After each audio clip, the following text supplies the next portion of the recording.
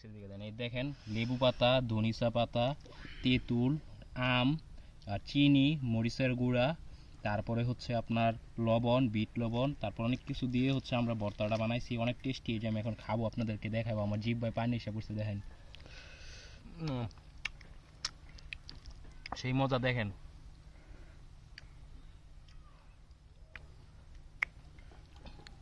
খাইন, ওদের নিয়ে খাইন, এমনি ভিডিও করতে দেন।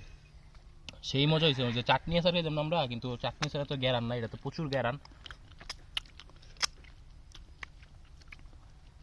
সামনে মানে আমার এলাকায় স্পেশাল হচ্ছে আমার হাতের ভর্তা, সবাই ভর্তা খায়। তো সামনে হচ্ছে আমি চিন্তা করি একটা ভর্তার দোকান দিব, মানে এত পরিমাণ মজা হয়েছে বলার বাইরে।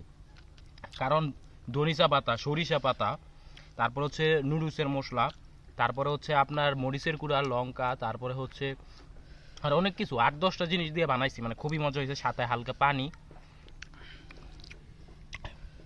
অনেক মজা হয়েছে। মজা হয়েছে না? 1-1.5 মিনিট শেষ করে দিয়ে। মানে দেখেন ভর্তার কালারটাই দেখেন, লেবু পাতা, ধনিচা পাতা, পুদিনা পাতা, যা আছে সব কিছু দিয়ে বানানো হয়েছে। মানে মেয়েরাও আমার ভর্তা খেয়ে অবাক হয়ে যাচ্ছে, এত মজার ভর্তা হয়। তেঁতুল, আম, সাথে বড়ই, সব কিছু দিয়া।